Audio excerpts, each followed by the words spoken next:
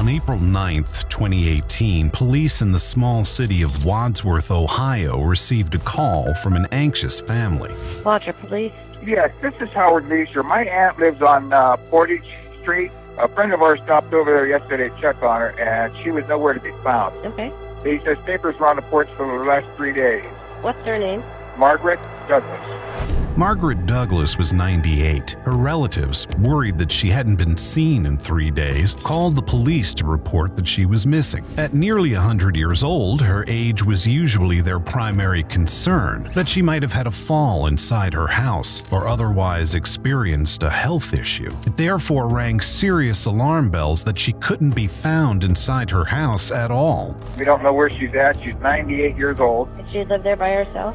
She lives there by herself, yeah. And she never locks her house. Where was she? What had happened to her? And what did this Ohio teen have to do with it? Well, we just have to figure out what's going on with you, okay? This is the chilling story of Margaret Douglas's tragic demise.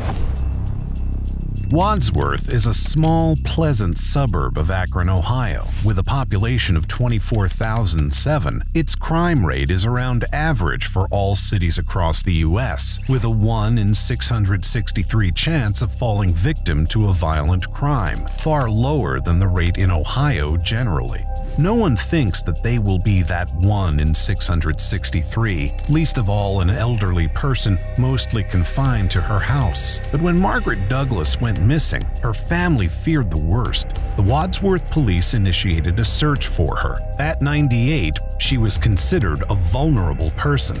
They first searched the house in case she'd fallen in a less obvious place, calling her name in the hope she'd answer, but she didn't. Then they broadened the search, canvassing the area for sightings. It became clear that the last sighting of Margaret alive had been on April 5th at her home, and that the last time her friends and relatives had heard from her had been 2 days earlier, on April 3rd, nearly a week before the search began. Investigators are at the home of a missing 98-year-old woman. Yeah, there have been a lot of questions about what exactly happened here. We know that a family member was in town right before this woman went missing. On the evening of April 9th, as there continued to be no luck in the search for Margaret, Howard and Cindy Leisure arrived at Margaret's house to help. Margaret was Howard's aunt and had no children of her own, with the result that her nieces and nephews were her closest family and looked out for her like she was their mom. They knew their aunt's habits, such as the belongings she would take with her when she left the house, including a red wallet she used to carry her cards and cash, and the clothes she would wear. Howard went to look in the closet to see what he could find and made a truly tragic discovery. The clothes had been pulled down from the rail to pile up on the floor of the closet. He spotted one of his aunt's shoes beneath the pile and leaned down to take a closer look and discovered his aunt's murdered body hidden in the closet of her own house. The closet was tiny, only 1.5 by 2.5 feet, and Margaret's body had been contorted to fit inside it. She was in her nightgown, which was torn. She had bruises to her head and face and marks on her neck that suggested she had been strangled. The condition of her body showed that she had been lying there dead for a few days, since about the time she had been last seen. Forensics examined the crime scene, taking samples of DNA and fingerprints, which they tested against Margaret's relatives to rule them out. The samples did not match. Whoever had killed her was at this point unknown to the police. They began to suspect a burglary. This was because Margaret's red wallet was missing. It wasn't surprising that there were no signs of forced entry in the house because Margaret usually didn't lock her doors, trusting in the safety of her neighborhood and the support of those who lived around her. She couldn't have known that someone would take advantage to invade her property and take her life. The only other clue in the house was a plastic food service glove discovered in the backyard. This suggested that the killer had had the forethought to prepare for the crime, so as not to leave any DNA or fingerprints behind. But in their haste to get away afterwards, they had dropped this key piece of evidence. What did the glove mean? Who had left it there? Had Margaret been targeted, or was this a random killing? To discover the answers to these questions, the investigators interviewed her family. Does she have a power of attorney or a will or anything like that? No. We've been telling her she needs a will, she needs this. She would never get picked time to do it. There was no one who stood to gain financially by Margaret's death. She was also a peaceful, friendly person. Any problems with her? Did she want to argue with people or anything like that? Nothing? No, sweet old lady. This was what Howard told the police, and Cindy concurred. And nobody else, she didn't, have any problems with anybody that... Not that I know of. She was... Margaret bothered me over something. That's why it's so just horrible. Let's learn a bit more about who Margaret Douglas was.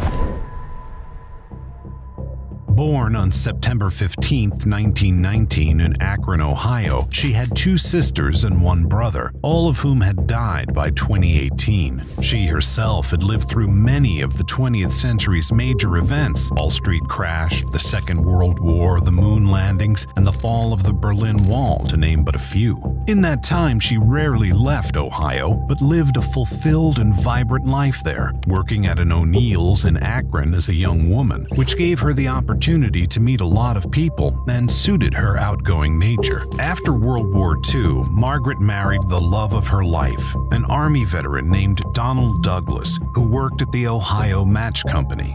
They moved into the house in Wadsworth that Margaret would live in for the next 70 years, and though they did not have children, they were satisfied with their lives together, traveling, going to ball games, especially the Cleveland Indians, and gardening. Donald sadly died in 2000, but Margaret chose to remain in the house they'd shared, since it was situated in a friendly community that held good memories for her. She was close with some of her neighbors, who kept an eye out for her as she got older and more infirm, including a man named David Klinkenbeard, who checked on her a couple of times a week, and she knew all the kids in the neighborhood. Howard and Cindy would do her grocery shopping for her as she became more confined to her house, and she relied on this support network to keep herself healthy and safe, never suspecting that someone would try to harm her deliberately. This was a crime that struck at the heart of this suburb, and everyone wanted it solved. The police continued to canvass the area, and they uncovered a string of car break-ins where small items and change had been stolen. They also wanted to speak to David Klinkenbeard, who wasn't answering their calls. They continued to investigate until the officers noticed someone watching Margaret's house, smoking a cigarette. It turned out to be David Klinkenbeard. He no longer lived in the area, but he wanted to know what was going on and had been conducting his own amateur investigation. The police found this suspicious. He seemed to know details that the public weren't aware of, such as where Margaret had been found and what she'd been wearing at the time. So, on April 11th, 2 days after she was found, they brought David in for questioning. He said he'd last seen Margaret on Wednesday, April 4th, when he'd come over to help her with her trash cans. You didn't come by on Thursday or Friday, not Sunday? No, not Sunday. He said he'd come by again on Sunday, April 8th, but she hadn't answered the door, and not wanting to go up in case she was in a state of undress, he'd contacted a neighbor to let her know he'd been by instead. By this time, Margaret was already dead. This too aroused police suspicion, but when they tested his DNA against the DNA found inside the glove from the backyard, it was not a match. David was not the killer, simply a concerned friend who wanted to know what had happened. This was not back to square one for the investigation, however. They still had the reports of cars broken into in the area, and one crime in particular was of interest.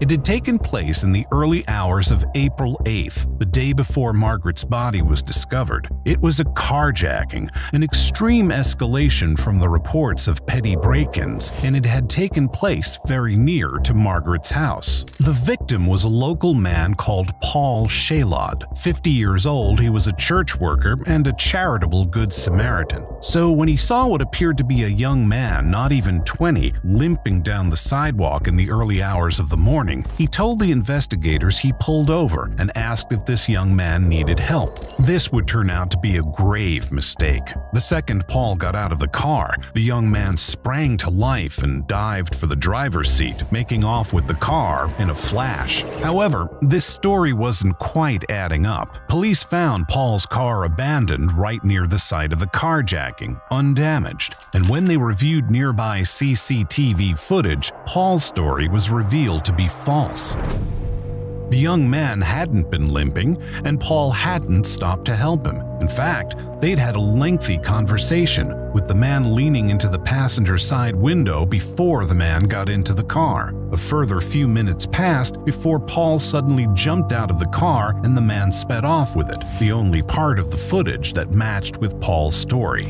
That Paul had lied was highly suspicious. It was the investigators' only lead in Margaret's tragic death, so they presented the footage to Paul and asked him to explain himself. Nervously, he did so, and it turned out to be another false lead. He'd been on an app to try to hook up with men. This was why he'd lied about how he met the young man, because they'd arranged it on the app, and he didn't want his church to know. He told the police that they'd met as planned and begun a sexual encounter inside his car when the man suddenly snapped. He forced Paul out of the car and drove away. Frustratingly, this angle led the police nowhere. There was no way of finding out who the young man was or if he'd been involved in the nearby killing. Still, the investigators continued to focus on petty crime in the area, looking for anything out of the ordinary, and they found it. On the night of April 13th, 4 days after Margaret's body was discovered, the police department received several calls about two young men behaving antisocially in Margaret's neighborhood. They also received a call about a break-in to a trailer at a nearby construction site, and one of the perpetrators had left their phone behind at the scene of the crime. This phone belonged to a young man called Zachary. Zachary was already known to the police for petty theft and carjacking, but this time they wanted him for something far more serious: the murder of an elderly woman. They found him sleeping in his car in the local high school's parking lot, and they brought him in for questioning. When confronted with the evidence of his cell phone, he admitted having committed the break-in at the construction site, though he denied any involvement in Paul's carjacking, and he did not admit to the murder. But the CCTV footage taken on the evening of April 13th didn't only show Zachary, it showed someone else too. When the investigators revealed they suspected him of killing Margaret Douglas, Zachary cracked under the pressure and confessed that he had an accomplice who had planned all of their petty crimes and had himself done something much worse. This accomplice was named Gavon Ramsay. Gavon was 17, born in March 2001. The second oldest of 4 boys, he'd always been something of a troublemaker and had been attending counseling on and off for the last 10 years. At the age of 10, his psychologist at the time had noted that he'd chased his siblings with knives, presenting a legitimate concern that he might harm himself or someone else. Now, at 17, he drank and used drugs, and his mother was concerned that nothing she tried was having an effect to better his life. She accompanied him into the interview room when the police brought him in, and initially they only asked about the petty thefts and break-ins. You guys didn't take anything? Did you rummage through glove boxes or anything? Maybe like 50 times, but other than that, seriously nothing. But then they moved on to Paul's carjacking. This was when the mood in the room turned. We had a carjacking. Oh my God. And the suspect is a young white male with a nice complexion and blue eyes. Is that you? Gavon reacted emotionally. Upset me so much. Is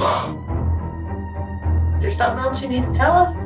You've already gotten yourself in trouble, so. I know, and I don't need to. I don't know, but. Gavon asked to speak to the detectives alone. He then confessed to the carjacking with his mom out of the room. The carjacking, Okay, it was me. I'm gonna be honest about it. However, he denied any interest in Paul's sexual advances. You guys didn't talk about what kind of sex you were gonna have, or? No, I didn't. I don't know. It's not something I'm interested in. Just the act of him getting the payback. I guess, I don't know. That's like, it's karma, really. Like, if you're gonna do that, then I'm gonna rob you. This spoke to an aggressive criminal mindset that he'd arranged to meet up with Paul only to punish him for a perceived transgression. The investigators pushed on to the matter at the heart of this interview, Margaret Douglas's murder. There's no reason that we would find your DNA inside her house, because we swabbed the hell out of that house. You shouldn't. Gavon denied involvement in Margaret's murder. At this point, the police only had evidence of his petty crimes, so they let him leave with his mom. But they had one request. They asked to see Gavon's phone. They told his mom they were looking for evidence, maybe that Gavon had been victimized by men like Paul. But what they found would break the case wide open. Gavon's Google search history was full of searches for the Margaret Douglas case. And far worse, his camera roll contained photos and videos of Margaret Douglas herself, taken the night she'd been killed, Friday, April 6th. At first, they were shot from a stalkerish vantage point, while Margaret didn't know she was being watched. And then they escalated as Gavon attacked. He strangled her and then proceeded to shoot footage of her dead body, including of a sexual nature. These images and videos were kept in a secret folder named Dark. It was password protected, and its password was murder. The police brought Gavon back in for questioning. Armed with this concrete evidence, he could deny what he'd done no longer. So, were you in her house for a little while before you woke her up? I mean, I came up onto the porch, and I didn't even know what I was gonna do. And I looked in the window and everything. I don't know, I felt like going into a house is like the biggest adrenaline rush I could get. Gavon admitted to killing Margaret, but claimed he hadn't known what he was doing at the time. By the time I even realized what I was doing,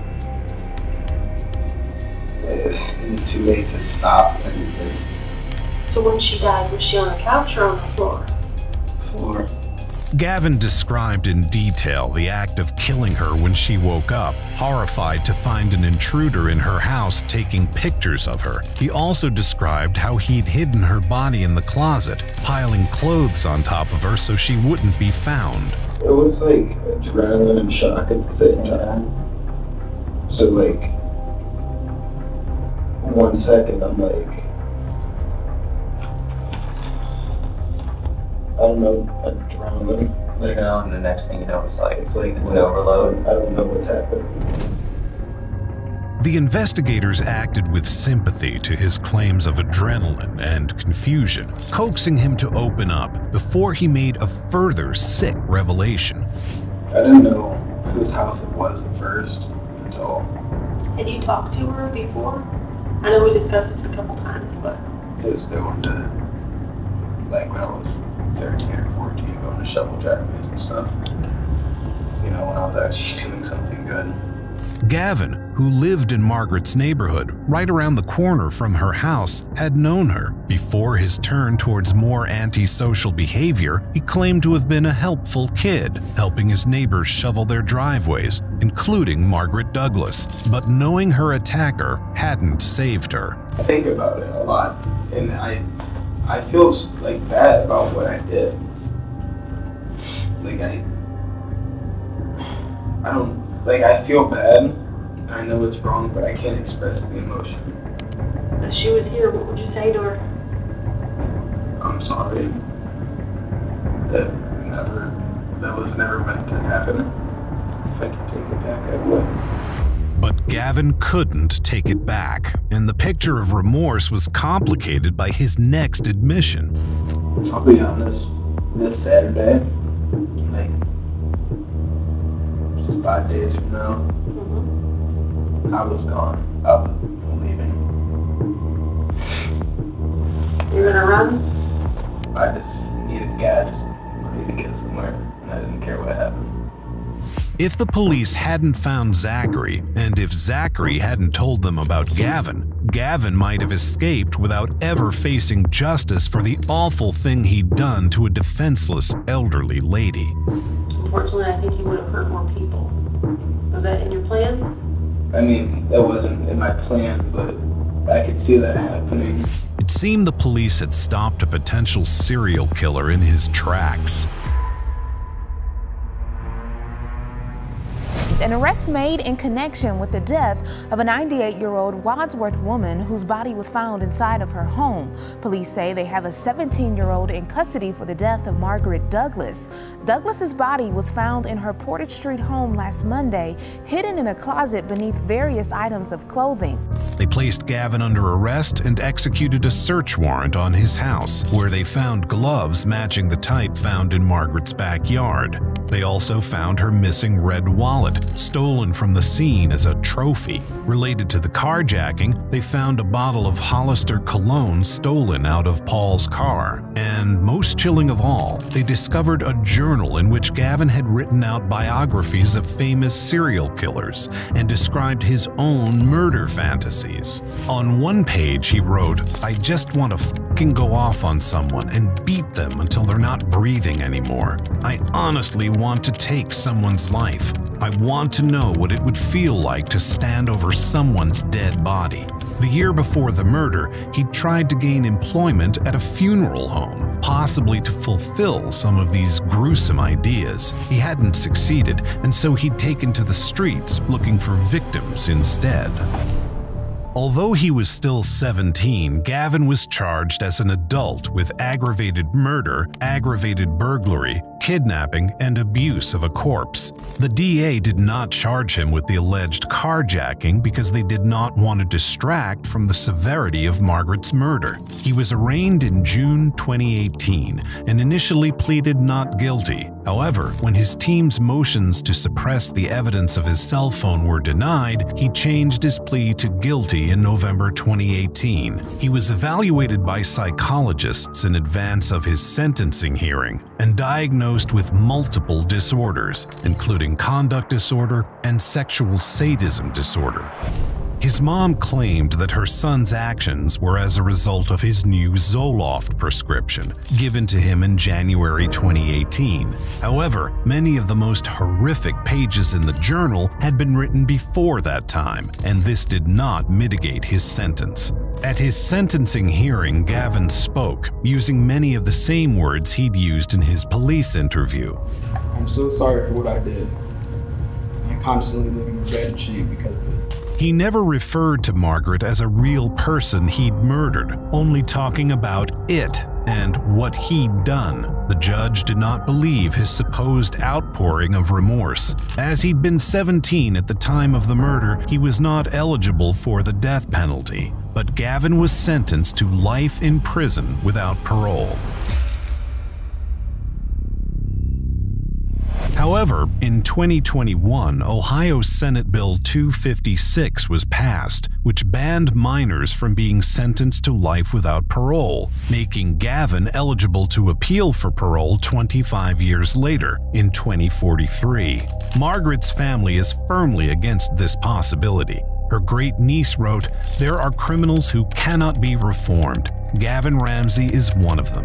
The law needs to be amended to consider individuals like Gavon Ramsay, who have demonstrated the evil that lies within them, a kind of evil that cannot be reformed or rehabilitated, and allows appropriate justice to be carried out in accordance with the current U.S. Supreme Court ruling on juvenile life without parole." Under the current law, Gavon will be in prison until at least 2043. What do you think about this horrific story? Should Gavon have parole? Let us know your thoughts in the comments below. Until next time, stay safe, keep up with our channel, and we will see you very soon on The Decoder.